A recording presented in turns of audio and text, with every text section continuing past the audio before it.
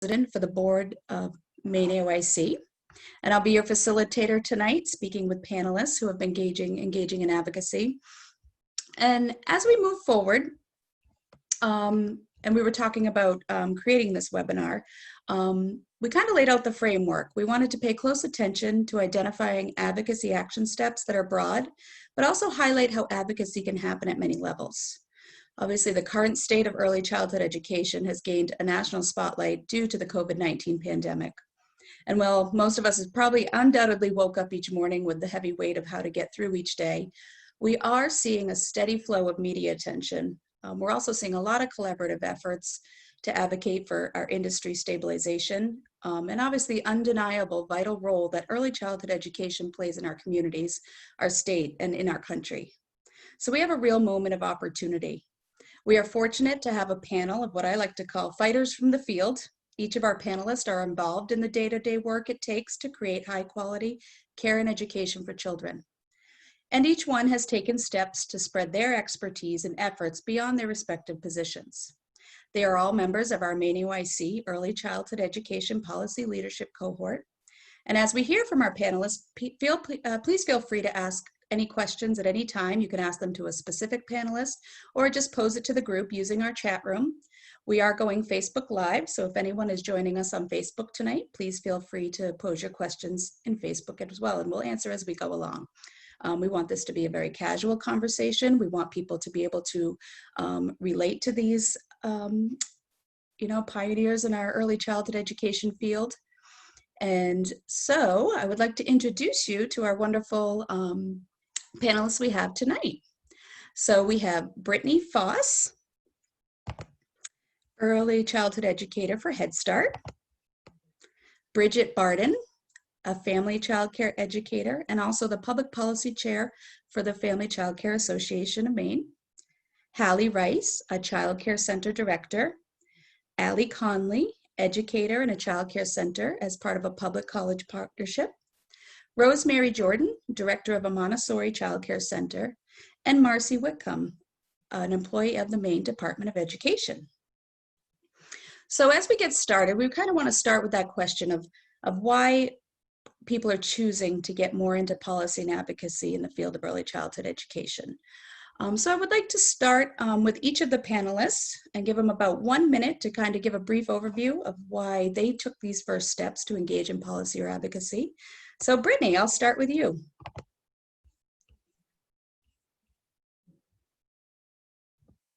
And if you can unmute Brittany if you're muted.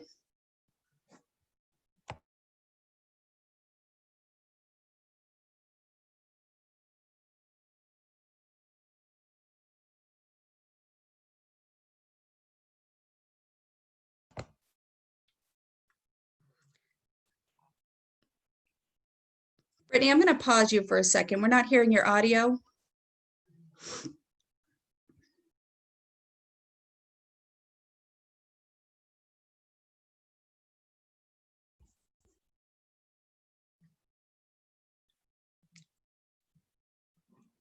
And do you want to unmute and see if it's working? Okay, we're not hearing you, Brittany. I'm going to pause for a second. I'll move on to someone else and let's see if we can figure that out. So let's have Rosemary. Hi, everyone. I came into policy and advocacy as a Montessori educator and knowing the fundamental work of Maria Montessori and serving the children in poverty-stricken area of Italy, and really wanted to be able to work with this group and work with governmental leaders in getting early childhood education to be affordable, but not only for it to be affordable, but for quality programming to be accessible to families from all walks of life. So that's the biggest piece that brought me to this group and the biggest piece that I'm working toward in my advocacy. So thank you all for being here tonight. Thank you, Rosemary. How about Marcy? Hi, good evening, everyone, and thanks for being here. Thanks for joining us tonight. I think the main reason that I got involved in learning about policy and advocacy is because I have spent 12 years in the field between being basically started as a substitute all the way up to a manager for Head Start program. And I had never really done any advocacy or policy work other than with my local agency. So I just wanted to learn a different side of the field and kind of learn how to be a part of making a difference, and just understand how it can be daunting if you don't know, but just how to understand and look at a different side of the field that I'm a part of. Thank you so much for that. Haleigh. Hi, good evening. I think that the biggest piece that really prompted me to get into policy and advocacy was being part of the decisions, was being prepared and knowing what the changes were coming and what we could have a real solid say in. I think that families and educators have so much information to give and such a broad perspective that we can make a difference and we can have a part in the policies and the impact that we have on our children and families. So I guess I just really wanted to be prepared and know what was coming so that I could make the best decisions for our families, and secondly, to be part of those decisions. Thank you for that, Haleigh. Bridget, would you like to share? So I joined the policy and advocacy leadership program because I'd always been interested in government, and then working in family childcare, we encompass so much more than just education. There's a lot of things that happen on a governmental level that affect us outside of just things that happen in health and human services. So it was important for me in my role on the Family Child Care Association to have an understanding of like who's making what decisions and when they're making them and how we can advocate for our specific needs within our field. Thank you so much. All right, let's see. Brittany, did you get your audio working?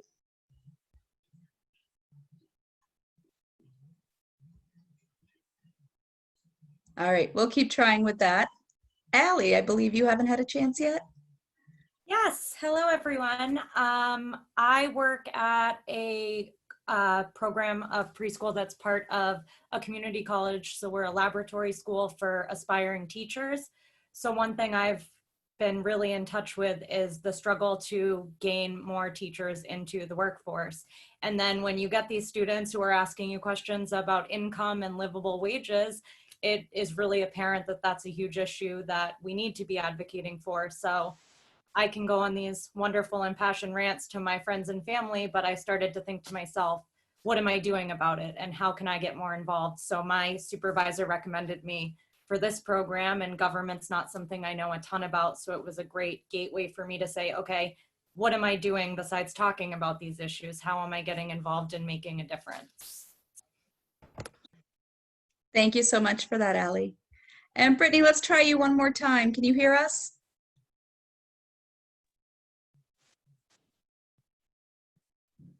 Oh, I'm so sorry, Brittany. The audio is still not coming in. We'll try to get you though. We appreciate your trying.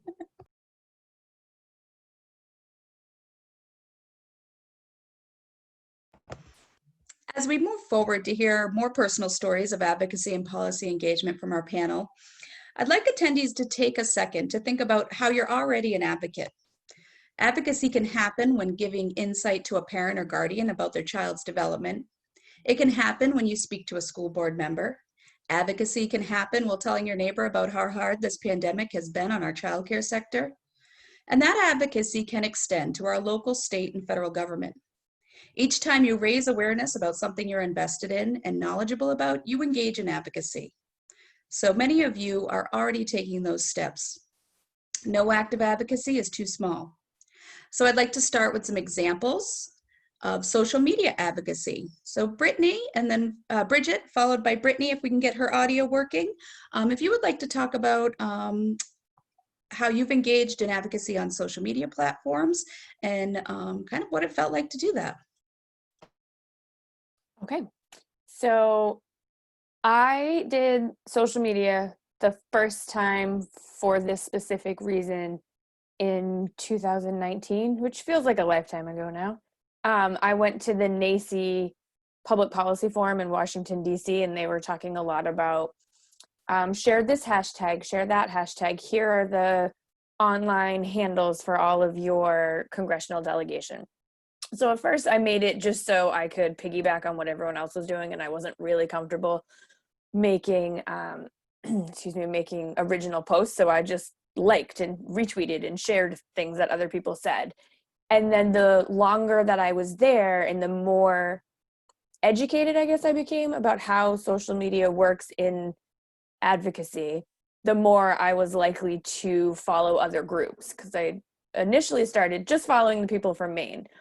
And then I realized that while that was great, there are the same problems in Maine that there are in how many other states. So if I could follow someone in North Carolina that's having a, similar issues, they could follow me back and we could help each other out.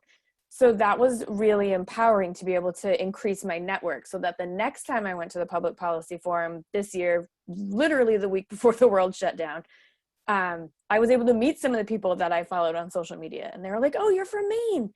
I saw that you tweeted about this issue of, how your state does their market rate survey. This is how we do ours.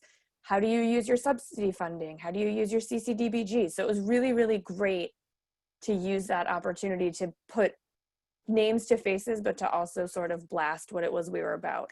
Because like Haleigh said before, I could talk to my friends and family about this all day, and it's not really going to do anything. They're not going to move any mountains. But when you build that community of other people who do what you do, you can see that there's a lot of people fighting for the same stuff in different places in different ways. Thank you so much, Bridget. I love how you highlighted how you were able to expand your network through that social media engagement. I think that's a really important part of advocacy, is that we're making sure, our advocacy is getting wider and stronger. And the more numbers we include in that, obviously, the stronger we become. So I want to reach out to Haleigh. Haleigh had a letter to the editor published this year. It was a very moving piece. You'll see attendees will be able to see part of that up on our screen. And so Haleigh, will you talk to us about having a letter to the editor published and any feedback you might have gotten from people who read that? Sure. It didn't begin intentionally as a letter to the editor. It was, you see something, you hear something, you kind of keep your mouth shut, and then you just, wake up one morning and think, I have to share my heart on this. I have to share how I'm feeling about this. And as an advocate, you want to make sure that your representation is positive and never condemning or aggressive. I wanted it to come from a place of, genuine feeling that this is what we're doing every day. It's real and it's raw and it's important, and you need to know about it. You need to know that after, you drop your kiddos off at childcare, that peace of mind that you have, that's huge. That's important. When you hear about your niece or your granddaughter or your best friend dropping their kiddos off at daycare and picking them up and sharing the fun crafts and, hearing about the fun Halloween parties they're having, it is so much more than that. And yes, those are all the fun things, and those are all the things that we love to share and talk about, but it's deeper. And, getting an opportunity to just put a little tiny snippet of a deeper piece and then share that publicly with our local community in the paper.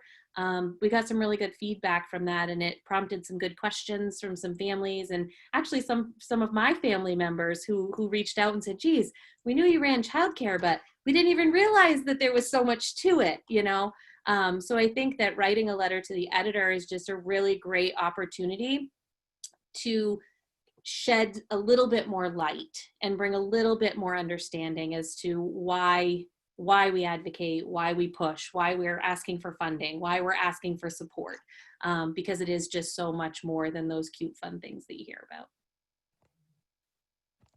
Thank you so much, Haleigh. And I think, one piece I really liked about your letter to the editor was the part where you talked about, we've taken on that role of public welfare support. So I think this was such a great educational piece to the general public, to people who may not think in childcare of that terms. So thank you so much for being brave and doing that.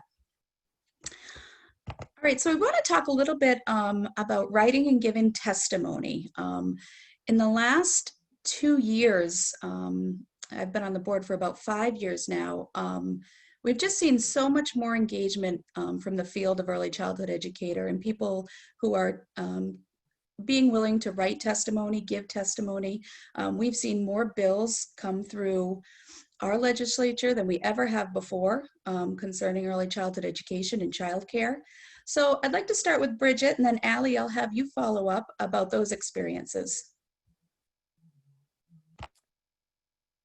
Yeah, so I took on the position of public policy chair for FCCAM this year in February because I thought this could be a great learning year, and then it was. The first bill that came up was LD 1760, I think was the first one I testified on, and it was in February, and I was terrified to write testimony because I hadn't done it before. So I definitely leaned on the other people in my FCCAM network who had done it before. And so they were really great at helping me to find templates and what are the things that we need to say and how do we need to get our point across, because you only get 3 minutes, which doesn't seem like a lot of time. And then you get up there and it's a lifetime of time. And then depending on how far down in the group you go, the representatives could at any point be like, please don't repeat things we've already heard. We're on a tight time schedule. So then you're sort of sitting there in the chamber trying to like frantically edit what you're going to say so that you're not constantly repeating things. And it was nerve-wracking and it was a little bit uncomfortable to be there. And I was happy to not go first. But watching other people give their testimony and realizing that the people that we were talking to, the representatives and the staff that was there, they're just regular people. Like half the time they're taking notes or they're reading your provided copy of testimony. So it wasn't what I thought it would be, where you'd have like 10 sets of eyes just staring at you the whole time. And it's really reassuring that in the case that I was at, the bill that I was there for, almost everybody in that room supported. So it wasn't like there was any animosity. Like everybody was there for the same reason. We all wanted things to change for the better for the kids in the state. And that was really validating as an early childhood educator, to see people on the higher ed level, to see people from police departments and other law enforcements and state level agencies saying, no, we all agree that this is important. And I feel like our field can be very isolating sometimes, especially in family childcare where you're more likely to work by yourself. So it was really, really nice to see. I mean, there's probably like 75 people in that room easily, and people popping in and out the whole time we were there. So that was just really, really validating and comforting to see.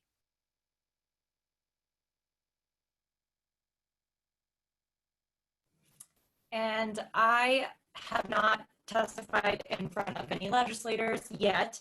However, I did get to practice in front of all of these wonderful ladies with, actually for that bill that Bridget just referenced, I wrote a mock testimony and got to practice. And it was very scary, even in front of these wonderful women. So to have a community of people supporting you and giving you opportunities to try it out first, even if you're not comfortable doing it for real. I really started small with some of those social media posts and things that I was a little more comfortable with. And then I got to actually go see Bridget testify and some other people testify, like you see in that picture. And for me, it was nice to see not every person up there is an amazing, polished speaker. These are real people speaking from the heart about something they're passionate about. And for me, I was like, well, I can do that. I already do that. And to see all the legislators, you know, some of them are having their lunch. Some of them have to rush out for a phone call. It makes them feel human and relatable. So taking those little steps to maybe go watch one first was really good for me to say, wow, I could do this. Look at these people that are just like me, who are brave and getting up there and fighting for what they believe in. And kudos to everyone who's done it. And hopefully I will get the opportunity soon. But definitely those baby steps are really, really important to build confidence. Thank you so much, Bridget and Haleigh. It was great to see you take that step. I know I got to be there with you, Bridget, on your first testimony, so it was great to see you up there. That is a picture of Bridget, by the way, everyone up there testifying.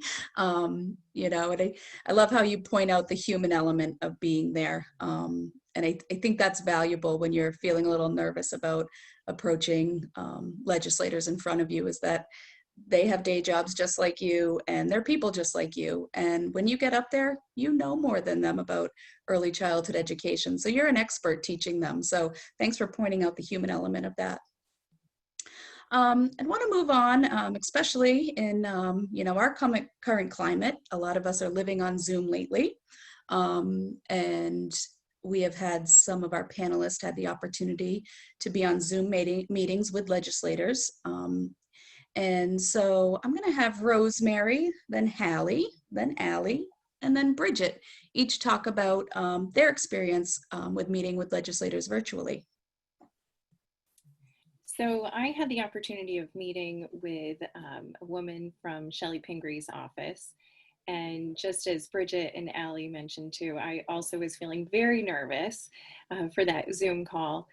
And once we got into our conversation and talking about the issues that were impacting each of us as early childhood educators and care providers, it seemed comforting to know that Evan is her name, that she was listening to us, and that every piece of information that we were offering her, she really, I felt, was taking to heart and not just dismissing it. So as the conversation went on, my nerves definitely seemed to settle, and knowing, again, like you said, Heather, that we are experts in this field. We know our job in and out, backwards and forwards, and it was very apparent that that this woman from Shelley Pingree's office wasn't in the field of early childhood education or childcare. And so it was empowering to be that expert in talking about how COVID-19 has impacted us as a business. So it was very heartwarming to know that though she does work for a governmental official, she is still, like you said, Bridget, very human and has that human side. So it was empowering, and it also, I feel that it encouraged me to continue to go forward. Being able to put a face and a voice to a name was very encouraging for me to then make more phone calls to our senators and to write letters and to work more toward that advocacy piece. Rosemary, I have to agree with you completely. I've had 2 opportunities this summer to speak in these type of forums, and both times was so nervous sitting there waiting to go on, but then they ask questions and they care. They're there because they want to know what we have to say.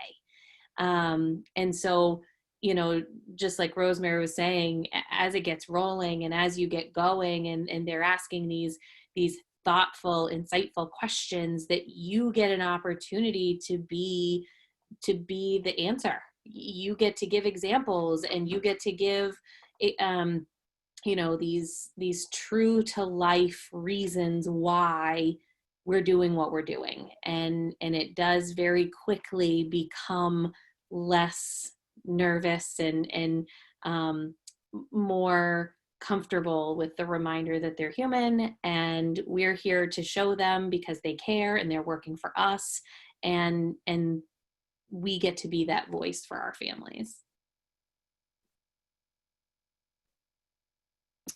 And not to totally sound like a broken record, my experiences were similar. Hopefully that's really encouraging, that these kind of scary, nerve-wracking situations can feel really comfortable once you get into them, and take advantage of this virtual thing for now, because that's one of those baby steps that felt better for me than going face-to-face with someone who, in my mind, is more powerful, more influential. And so my experience of hearing, a legislator say, oh, I didn't know that. Could you tell me more?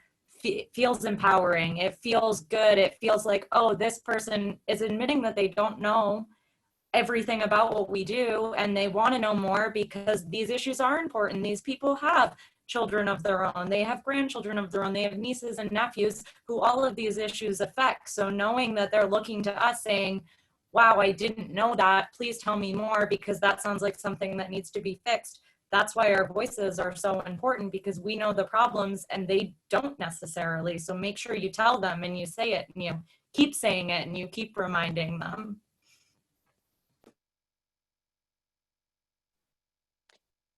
My experience with Zoom meetings this year, I had two, one with Senator Collins' office and one with Representative Pingree's office. And I really liked that with Pingree's office, I had been there face-to-face twice before with the Public Policy Forum. So the second time I went, Evan, who works on the representative's staff, said, oh, I remember you, you were here last year. And so that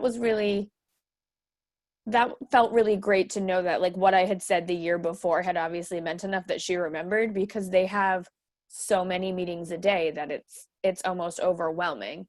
And it was really great, like everyone else has said, to, if you've got people who ask good questions, like there wasn't just a lot of head bobbing. It was, can you explain this more to me in more depth? Or this bill that we've co-signed onto, it offers A, B, and C. Do you think that these are helpful, or is that going to be a hindrance? And so I liked the intentional questions, because when you have these meetings with staffers, I don't think you realize until it starts that you only have 30 minutes of their day, and that they have these back to back from 9 a.m. to 5 p.m. So what you say matters, and then the follow-up questions they ask are intentional, and they want to get the most information from you that they can. And I think being open with the staffers helps them to know that then if they have another question down the line, they can always get a hold of us. Like, all of the staffers know how to get a hold of Tara, and then she can reach out and find the rest of us, instead of hoping that they saved your business card or the information with your specific email on it. I think seeing that we come together as a united front for family childcare and Head Start and center-based care and public university partnerships, like seeing that we all want the same things, I think was really, really powerful for the representatives' offices. Thank you so much, everyone. And a lot of those Zoom meetings were set up through MaineAEYC, but I do want people to know that anyone can request a meeting with a legislator's office. Sometimes you'll get lucky and meet with the legislator yourself. Oftentimes you will get staffers, but we've been very fortunate through our network to meet with quite a few legislators over the year. But just so you know, you don't have to be part of MaineAEYC, you don't have to be part of FCCAM just to reach out to a legislator and request a meeting. You are a constituent, you have that right, and they'll make the time for that. That's what they're there for, and they have multiple people on staff working to do that, to make sure your voice is heard. So the next thing, we kind of want to share some stories about, and this one really resonates with me and kind of makes me laugh every time I think about it, and is meeting with congressional offices. The reason it makes me laugh, I am the poster child of doing advocacy backwards. When I first kind of made a decision that I was intentionally going to get involved in advocacy levels, maybe beyond just my program or my community, that's when I had run for a board position on MaineAEYC. And my hope is I'm going to learn a lot. I'm going to take these baby steps to become a good advocate, a strong advocate. And little did I know, within 2 months of being on the board, I would be sent to Washington, D.C. to meet with legislators. I had never given a testimony. I had never called a state legislator. So this is kind of why this resonates with me and makes me laugh. I kind of threw myself in the ring, but an overall great experience. I wouldn't change it. But let's hear some first-time experiences from Brittany, Bridget, and Haleigh about meeting in person with some of our congressional leaders.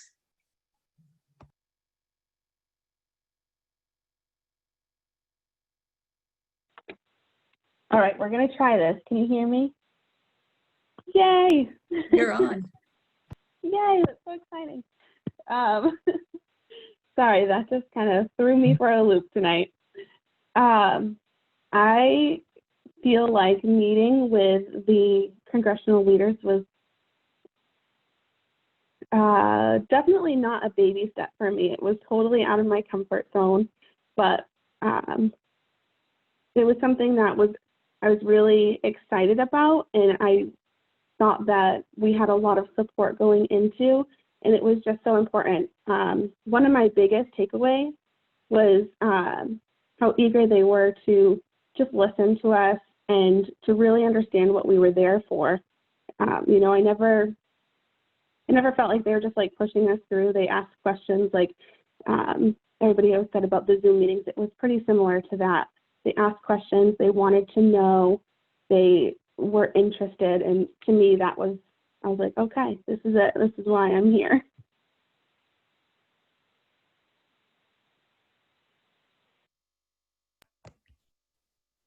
Bridget, if you'd like to share. So the first time I went, I was terrified going down to DC because I didn't know what I had gotten myself into. And I was sort of working myself into a tizzy. And one of my best friends said, well, they work for you. That's what congressional representatives do. Like, they want to hear what you have to say. So then I kind of pulled myself together. And when I got there, I was really happy to see that the staffers that I met with in Senator King's office and Representative Pingree's office took notes, and they asked really specific questions, and they thanked us for coming all the way down to DC and thanked us for working as early educators, and really highlighted that like they knew that what we were doing was important, and that it's really hard to get a group of early educators out of their classrooms. Like, the whole time that we were there, I was like, I hope that what I planned got done, or I hope nobody was sick today, or like, you know, just the things that you all think about when you're in your classroom. But I knew that what I was there for was important, and I was really fortunate that I had the support of all of the parents at my school were really excited that I was there, and sent questions down with me to ask like very specific pointed questions when the opportunity presented itself. So I really appreciated that. But just seeing the notes, I think one staffer in one of our 30-minute note meetings took like 9 pages of notes. I was like, how? Okay, like they're really committed to knowing what we're up to and what concerns us. And it was really great to see.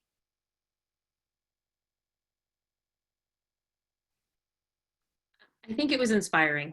I think that's what it did for me mainly. I knew that that's why, like, it had all culminated to that point.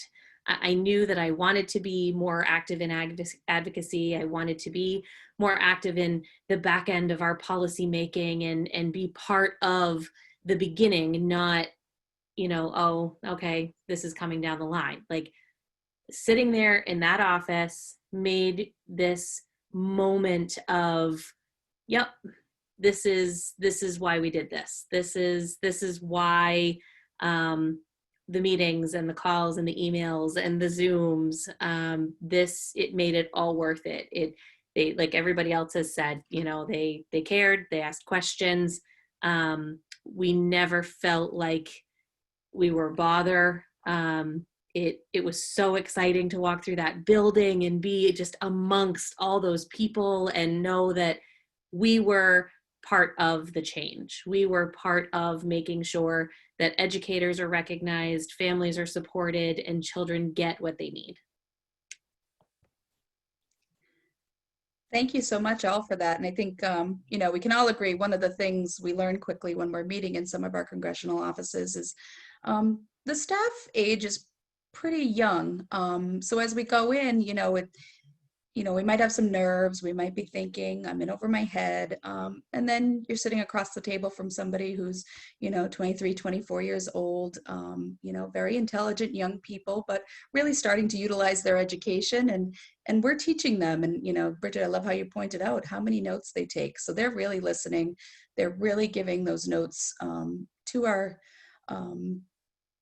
representatives and our senators. And, you know, as well, we do get calls back sometimes. We do get returned emails to say, oh, I wanted to follow up on a point you made. So, you know, they really are engaged in those offices. So thank you all for highlighting that. Now, kind of want to wrap up the discussion portion of this with just kind of some takeaways from each panelist, or maybe some of those aha moments, or, what was your empowerment moment in advocacy where you felt like, I can continue to do this, I can take some steps outside of my comfort zone.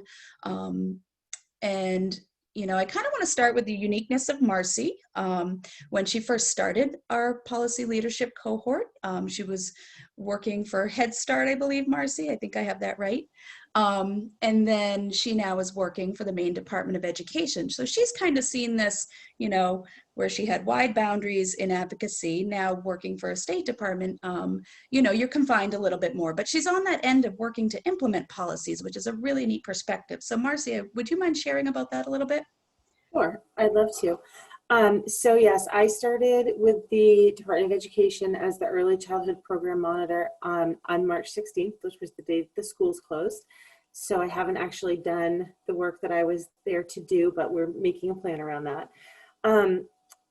So before working in a state government position, and we had just started this leadership cohort as well.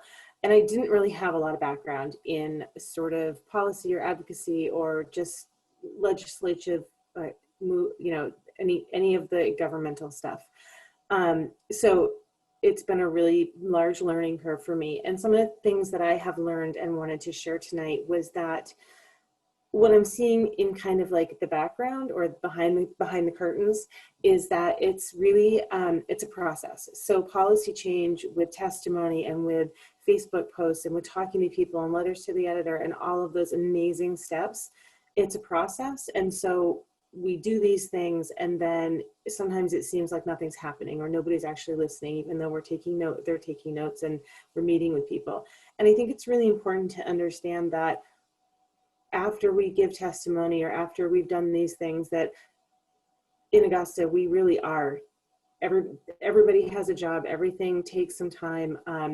And the process is that things have to go through so many different hands and so many different sets of eyes. And it really is not quick and it's not easy, but it is always moving forward. And that's probably the biggest and most important takeaway that I've learned around policy and advocacy is that it really always is moving forward. And you just kind of have to trust the process and try not to be frustrated by it. Thank you so much, Marcy. And you had given me a line back when we were first talking about this webinar that resonates with me, and I'm going to keep using that, is learn till you're comfortable. And I think you had said that, and I think that's a very powerful statement that if you keep learning about it, the more comfortable you're going to get. Yep, and it definitely takes time. Yep, oh, for sure. Thank you so much. So I'm just going to go through the panelists. And again, if you just want to answer the question of a takeaway you have from your experience thus far in advocacy and policy, or if you want to share about, one of those aha moments where you finally said, I am an advocate, I want to keep going with this. So why don't I start with you, Haleigh? Sure. I think that an aha moment for me was when a large entity in our community reached out in the middle of the pandemic and said, someone on our staff has seen your posts and your advocacy pushes and your shares and your Instagram and we were just wondering if you could talk to us about helping us make some decisions for our families around childcare and planning before we, decide to completely shut down or furlough and to me, that was huge because it wasn't government entity. It was a local large company that really honestly cared about their employees and realized that in order for their employees to work, they needed childcare. And they wanted to know where the direction of childcare was going so they could best support their families. And if I hadn't been advocating and pushing and sharing and the little things that don't seem to matter, a company of hundreds of employees wouldn't have even reached out. These people wouldn't have had that perspective. So it starts local and then it goes from there. And I just think that was a huge aha moment for me that that what we're doing matters and it affects real people in real communities and real homes. Thank you so much for that, Haleigh. Brittany, will you share your takeaway or aha moment? Sure.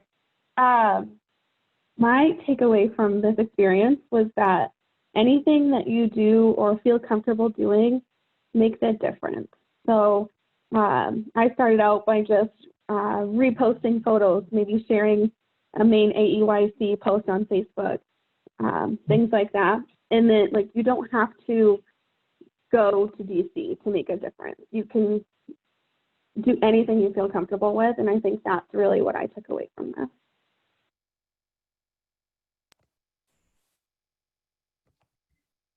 Thank you so much. And Allie? To piggyback a little off Brittany, I think my biggest takeaway is that the small things matter.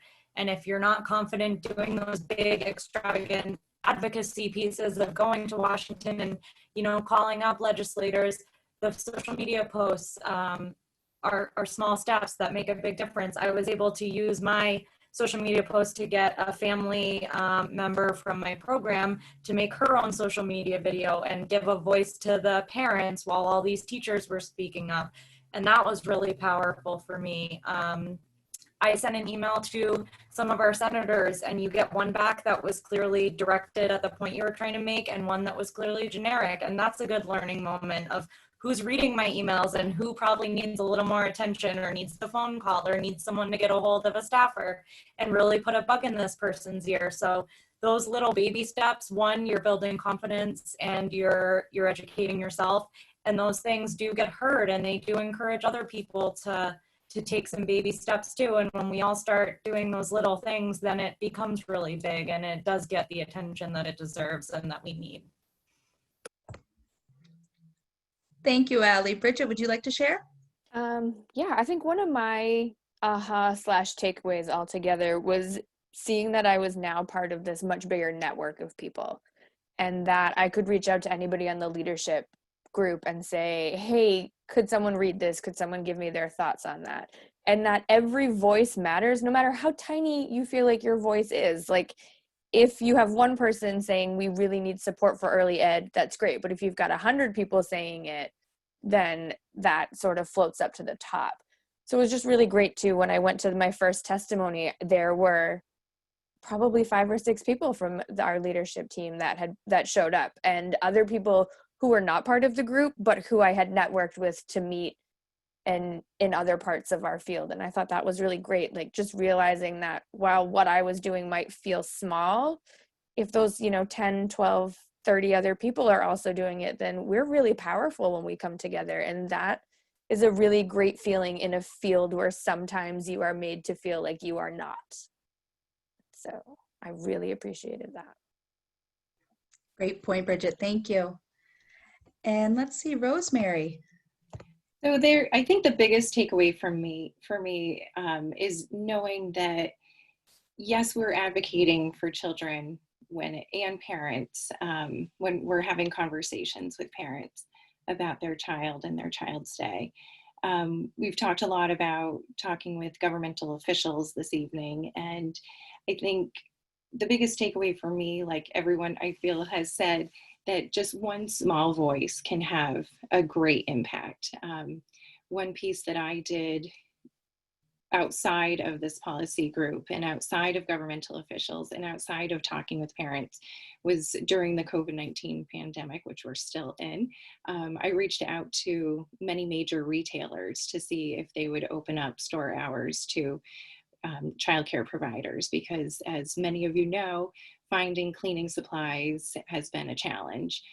So I think all of what we've talked about tonight can go so much further than policy, and we can advocate in small steps, whether it's getting in touch with a box store or reaching out to a food pantry to advocate for a family that's in your program.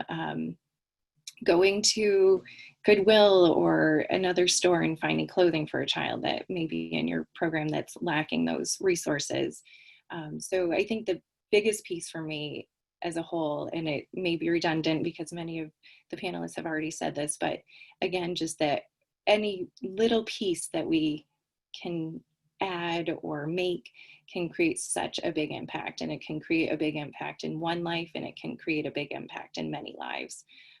But I would say that's been the biggest piece for me. Thank you for that share, Rosemary, and highlighting that really important piece of, how local, advocacy can happen. I appreciate that. I also want to point out too, we have Terry, who's one of our attendees tonight. Terry's been very active on our social media, and she also got to be on a Zoom call with Shelley Pingree. And she wanted, to share how empowered she was and felt heard, and she felt that there was empathy to our needs in the early childhood field. So it really resonated with her to keep advocating being heard. And even recently, at a city Zoom council meeting, she found out one of her future reps was speaking very passionately about early childhood education and making it a priority by using funding from BIW TIF grants. And for her, it's bought her vote because she knows here's someone who's passionate about those issues. So when you engage at the local level, you learn, who is passionate about what issues. It's also an opportunity when you're engaging at all levels to ask questions about, what people think about prioritizing early childhood education. So you have a lot of opportunity to not only, find out what people's platforms are, but you also have an opportunity to ask further questions about it if you're not quite understanding where they stand on certain issues. So we appreciate that note, Terry, for letting us know how, even from a city council meeting, you got a lot of information out. And I kind of just wanted to highlight one of my aha moments. The first time I ever reached out and wrote to my state senator for my area. I think it was back when we were talking about fingerprinting, and I hadn't heard back from a few days, and then all of a sudden I had finished up my class and there's a knock on my classroom door, and in walks my senator. So he went out of his way to come find me personally, and we got to sit down and we got to talk. And I was just shocked. Here's someone who I know is very busy. It was during a legislative session, and yet he took the time. He was driving by to speak to me in person. So again, I think it just highlights that human element that, especially if you're talking at the state level, these are folks who have day-to-day jobs. They have families in our communities. So, reaching out, is really just, like reaching out to a neighbor you don't know very well. So I do encourage people, to find that comfort level and reach out. So I'd like to take a moment. I'm not seeing any questions yet. Tara or Morgan, if you see any, let me know. But I'm going to move on to kind of engage some of our attendees a little bit. I want you to take, a second, and I really want you to think about what is an action step you feel comfortable taking. And I'd like to invite each of our attendees and our panelists, feel free to jump into what's a next action step in advocacy that you can take. And if you put it in the chat to and address it to all panelists and attendees, we can all see it. I'll read some off. So we'll just take a minute and think and just type away when you're ready.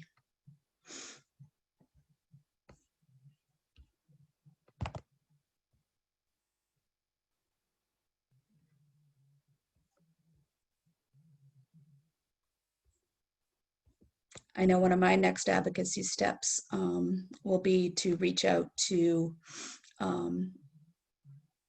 after elections, whoever there might be for new state representation of our congressional leaders, to introduce myself and definitely let them know how important the field of early childhood and education is, and to continue to advocate for that stabilization funding that we so need across our country. Maddie has posted that to like, follow, and share posts from groups and organizations on social media. It's a great way to build a network. Thank you for that, Maddie. And if you're ever looking for suggested groups to follow, feel free to reach out to any of us. You know, there's a vast network across the country and within our state, and we can give you some great groups to follow. Oh, join the FCCAM and MaineAEYC mailing lists. So anyone is welcome to join that, even if you're not a member. However, we do encourage membership. There's a lot of networking that can go on with aligning with a group. Rosemary says social media is not one of her strengths, but she plans to utilize this platform to do more advocacy for the integral part of early childhood education plays in the lives of members for the workforce.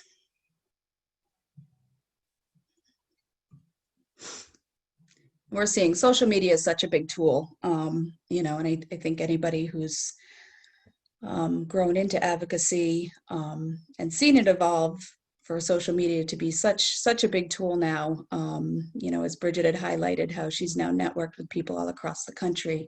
You know, it is great to find ways to engage on social media.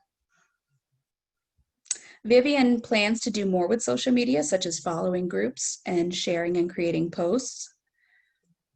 And I love that you learn so much. And I think especially, you know, reaching out to groups you may not have thought of.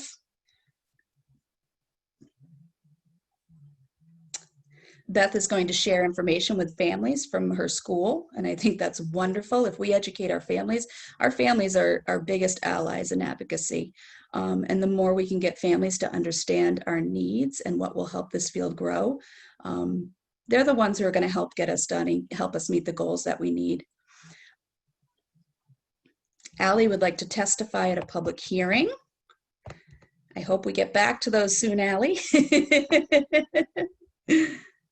I don't want to type mine because I'm feeling lazy, but I think one thing I want to do to expand my advocacy network is to sort of reach out to people who are not who you would think would be early educators or who you think would really be supporting us, like local businesses or large groups in the area, and seeing that we all have a common interest in watching our economy grow and watching our communities thrive, and that they need us just as much as we need them, and creating new partnerships that are a little outside the box.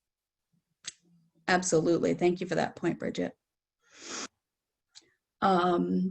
Terry feels like it's time to get more aligned with local school district and be heard on the importance of early childhood and become more connected with local providers.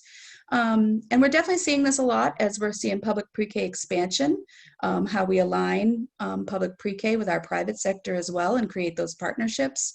You know, so it is really important to be involved in those local school districts. We had a great example in our community.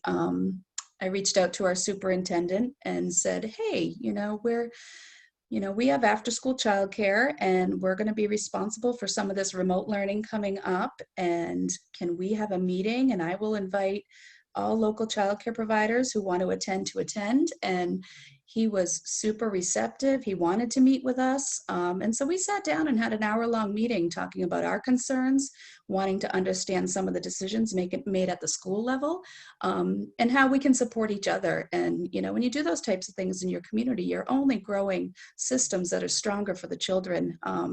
You know, and I feel like I can email him anytime now with any concerns or questions I may have. So definitely reach out to your superintendents, reach out to school board members. The stronger the relationships we can create between private, public sectors, Head Start, you know, in family childcare, it's just a better way to make things better for children and families and our workforce.